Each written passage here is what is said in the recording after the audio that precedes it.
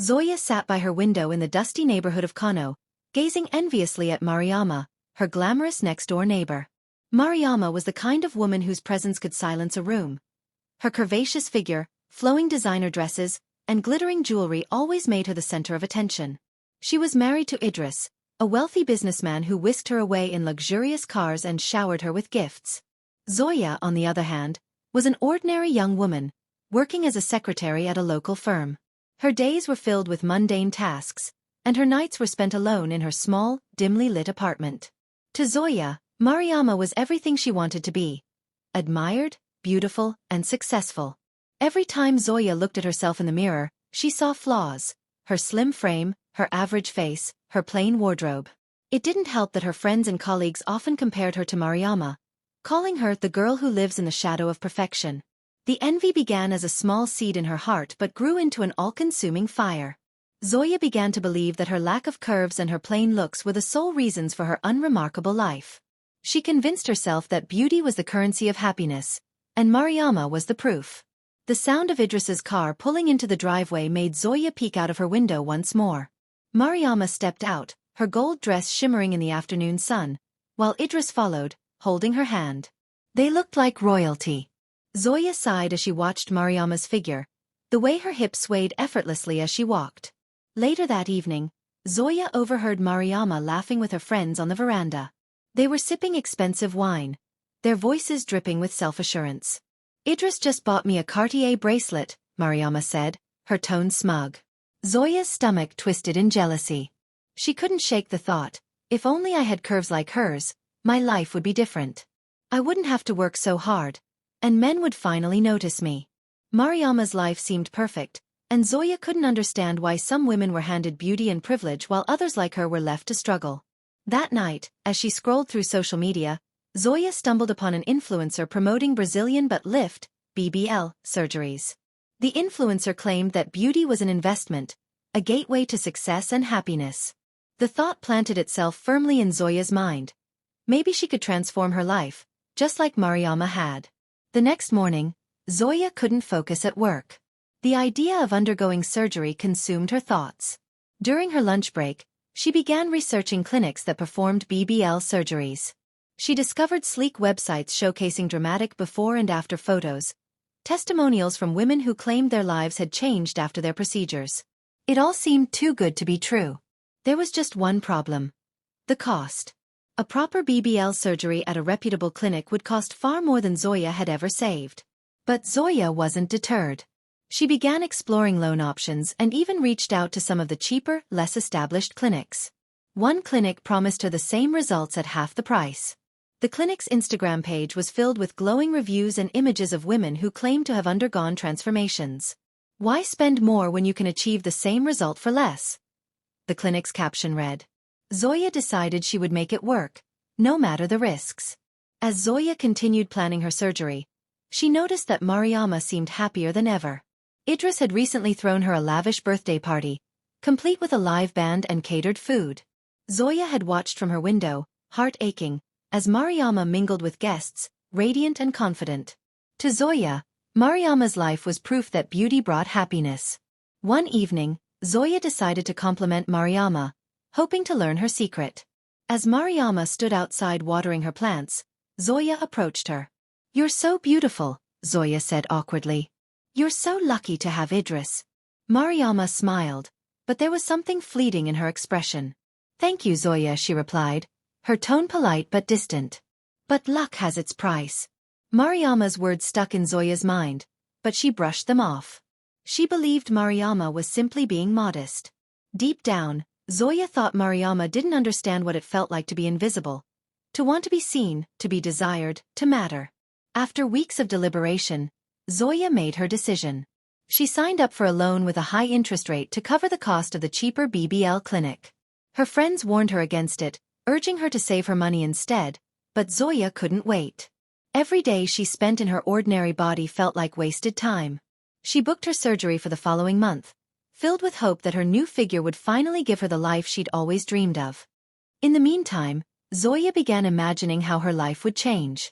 She envisioned men turning their heads to admire her, her colleagues complimenting her transformation, and maybe even catching the attention of someone wealthy, like Idris. She believed her new body would finally earn her the respect and happiness she'd always craved.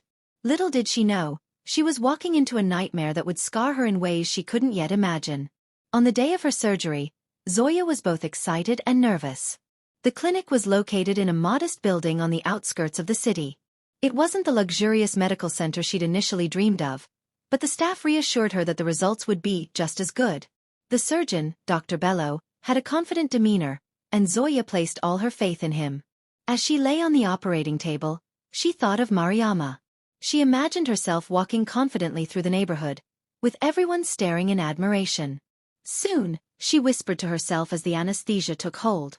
But when Zoya woke up, groggy and in pain, something didn't feel right. Her body was sore in ways she hadn't anticipated, and the bandages wrapped tightly around her felt suffocating. Dr. Bello assured her that everything went smoothly, but his words did little to comfort her. Zoya returned home with high hopes but also a lingering discomfort that wouldn't fade. Her body felt tight and sore, and she was instructed to rest for weeks. She had been given painkillers and instructions for post-operative care, but her budget had not accounted for the expensive massages and follow-up treatments required to achieve the smooth, perfect results she had seen online. The first few days were a blur of pain and limited mobility. She could barely sit or lie comfortably, and the swelling in her lower back and hips made her doubt whether the surgery had gone as planned. It's all part of the healing process, she told herself, clinging to Dr. Bello's words. When Zoya removed her bandages for the first time, she gasped in horror. Her skin was uneven and bruised, and the contours of her new figure didn't resemble the curvaceous, flawless silhouette she had envisioned. Panic set in. She called the clinic, but their reassurances felt empty. "Give it more time," the nurse said over the phone. "It takes weeks for the body to settle into shape." But Zoya couldn't shake the feeling that something had gone terribly wrong. While Zoya struggled with her recovery, Mariama's seemingly perfect life began to unravel. Late one night, Zoya overheard loud voices coming from Mariama's house. Idris's deep, angry tone cut through the night, followed by Mariama's sobs. Curious and concerned, Zoya tiptoed to her window to see Mariama storm out of the house. Her makeup was smeared, and she clutched a small overnight bag. Idris shouted after her, but she ignored him, climbing into a taxi and disappearing into the night. The next morning, Mariama returned, wearing large sunglasses that concealed her face. Rumors spread quickly among the neighbors. Idris had been caught cheating with a younger woman. Zoya was stunned. How could Mariama, with her beauty and her wealth, still be unhappy? For the first time, Zoya began to wonder if beauty alone could truly guarantee happiness. Zoya's own situation continued to worsen. The swelling in her hips refused to go down, and her body began to develop hard, painful lumps where the fat had been injected. Her skin looked misshapen, and she noticed discoloration spreading around the surgical sites. Panic consumed her as she realized something was seriously wrong. When she called the clinic, her worst fears were confirmed. "Sometimes complications happen," the nurse said dismissively, offering no solutions. Zoya begged for a follow-up appointment, but the clinic informed her that additional corrections would cost extra money Zoya didn't have. The loan she'd taken out was already swallowing her paycheck with high interest rates, leaving her barely enough to cover basic expenses. Zoya stood in front of her mirror, tears streaming down her face. The body she had once envied in Mariama was now her own prison. She had scarred herself, both physically and emotionally, all in pursuit of an illusion. One day, as Zoya sat outside to get some fresh air, Mariama approached her, looking tired and worn. "You've been quiet lately," Mariama said, sitting beside her. Zoya hesitated, unsure of how much to share, but Mariama's vulnerability disarmed her. They began to talk. Slowly at first, then more openly. Mariama admitted that her marriage to Idris was far from the fairy tale it appeared to be. "I thought beauty was my ticket to a better life," Mariama said bitterly. "But all it did was trap me in a golden cage." She revealed that Idris had been unfaithful for years and that she felt more alone now than she ever had before. Zoya was stunned. For so long, she had envied Mariama, believing her life to be perfect. Now, she realized that Mariama's beauty and wealth had not protected her from pain. "I thought if I looked like you, I'd finally be happy," Zoya admitted quietly. Mariama turned to her, her eyes filled with sadness. "Happiness doesn't come from how you look, Zoya. It comes from knowing your worth." The journey Zoya and Mariama embarked on next would be one of discovery, heartbreak, and resilience. Zoya's health continued to deteriorate. The complications from her surgery were now impossible to ignore. The hard lumps in her hips grew painful, making it difficult for her to walk or sit for extended periods. Worse still, the discoloration in her skin began spreading, and the scars around her surgical sites became inflamed and infected. Zoya knew she needed medical attention, but she didn't have the money to seek proper care. The clinic she had once trusted stopped responding to her calls, and her attempts to reach them on social media were ignored. Feeling hopeless, she visited a public hospital where the doctors confirmed her worst fears. The fat injections had been improperly administered, and the infection was spreading. If left untreated, it could lead to serious complications. As she sat in the hospital waiting room, her thoughts turned dark. The financial strain, the physical pain, and the deep emotional scars were too much for her to bear. She wondered if life was even worth living.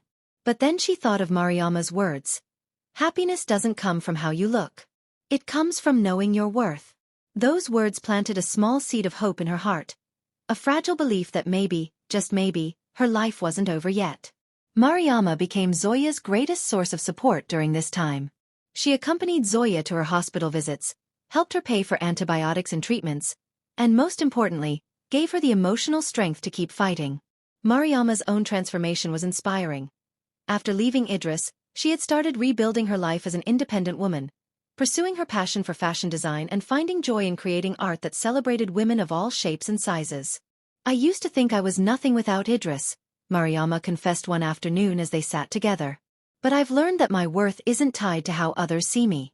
And neither is yours, Zoya. You're stronger than you think. You just need to find that strength within yourself.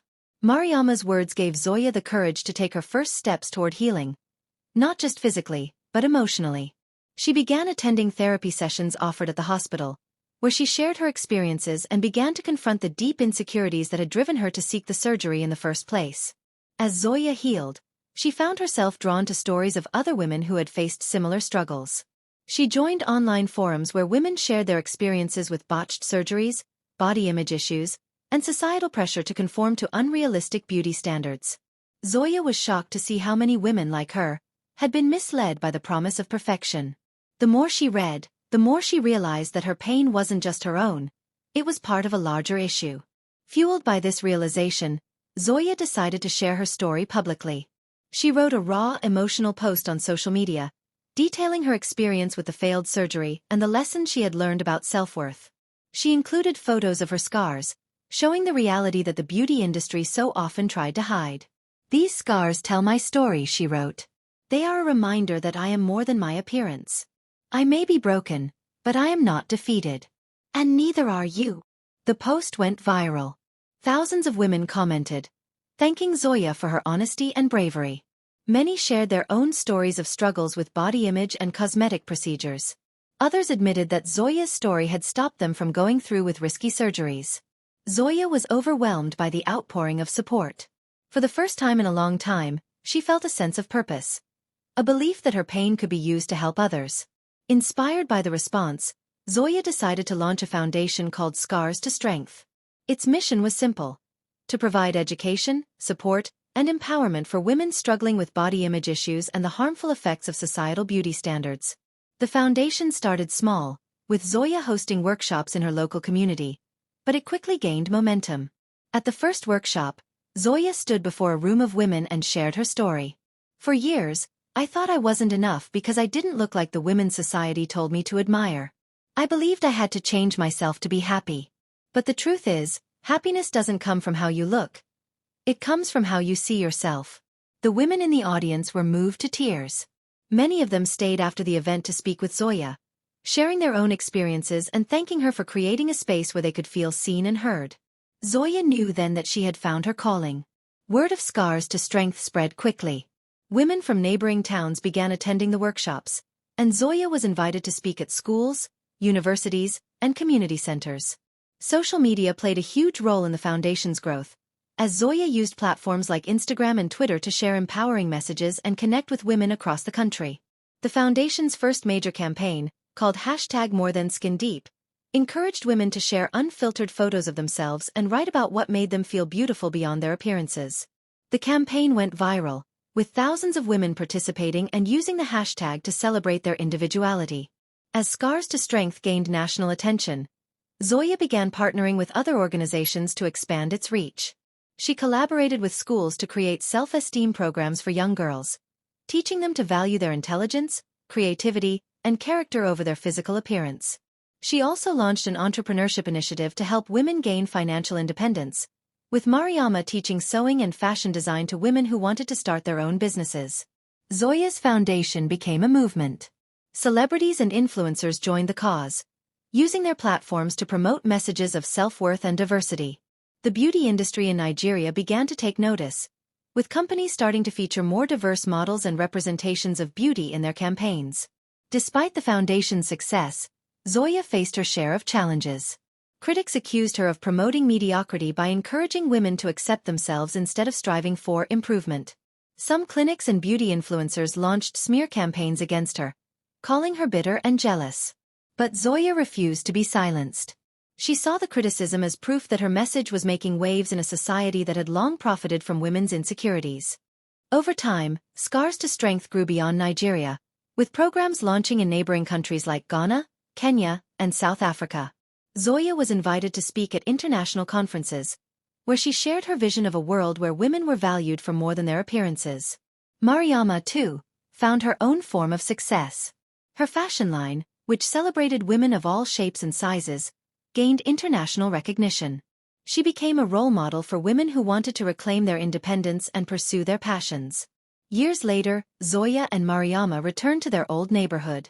Standing under the same dusty baobab tree where they had once envied each other's lives, they reflected on how far they had come. "We thought we were broken," Zoya said, her voice filled with emotion. "But we weren't. We were just growing." Mariama smiled, taking Zoya's hand. "And now we're stronger than ever." Their journey, marked by pain and resilience, became a symbol of hope for women everywhere. Scars to Strength continued to thrive, inspiring generations to value themselves not for how they looked, but for the strength, courage, and beauty that came from within. The baobab tree, once a silent witness to their struggles, now stood tall and strong, a living testament to the power of growth, healing, and the courage to embrace one's true self.